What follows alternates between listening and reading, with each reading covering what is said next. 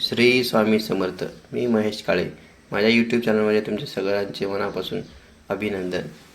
आज नवीन व्हिडिओ चालू करण्यापूर्वी तुम्ही जर चॅनलला नवीन असाल तर चॅनलला लाईक, शेअर, सबस्क्राईब करायला विसरू नका. आज नवीन व्हिडिओ बनवण्यापूर्वी बघा आज कुठला व्हिडिओ बनवायचा आहे. आज बघा अविधवा नवमी श्राद्ध म्हणजे काय जाणून घेऊया. अविधवा नवमी म्हणजे काय?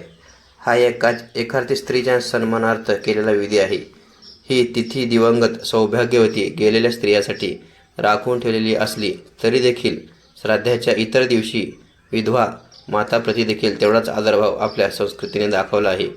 पती जिवंत असताना ज्या स्त्रीचे निधन होते त्या स्त्रीसाठी केलेले श्राद्ध हे अविधवा नवमीचे श्राद्ध म्हटले जाते. सुवासिनी स्त्रीला मरण प्राप्त झाले असता तिच्यासाठी मुलांनी पितृपक्षातील नवमीस पार्वण विधीने अविधवा नवमी श्राद्ध करण्याविषयी शास्त्रज्ञ आहे. यावर्षी बघा ही तिथी 29 सप्टेंबर म्हणजेच हे चालू झालेले आहे. अव्ययपणे म्हणजे सौभाग्य असताना मरण आले असता त्या स्त्रीचे मरणोत्तर गणना सधवा म्हणून होते. कालांतराने तिचा पती निधन पावतो तेव्हाही तिचा मरणोत्तर दर्जा सधवा हाच असतो. त्यामुळे तिचा पती म्हणजेच श्राद्धकर्त्याचे वडील निधन पावले तरी पितृपक्षात अविधवा नवमीचे श्राद्ध मुलाने पुढे चालू ठेवावे. जेव्हा श्राद्धकर्त्याचे निधन होईल तेव्हा मात्र त्याच्या मुलाने ते अविधवा नवमीचे श्राद्ध म्हणजेच बघा आपल्या आजीचे श्राद्ध या तिथीला करण्याची आवश्यकता नाही. मुलाची मुंज झालेली नसेल तरीही त्याला श्राद्ध करण्याचा अधिकार आहे. मुलगा नसल्यास अविधवा नवमीचे श्राद्ध पतीने स्वतः करावे. म्हणून बघा श्राद्ध केल्यानंतर कावळ्यालाच खाऊ घातले जाते.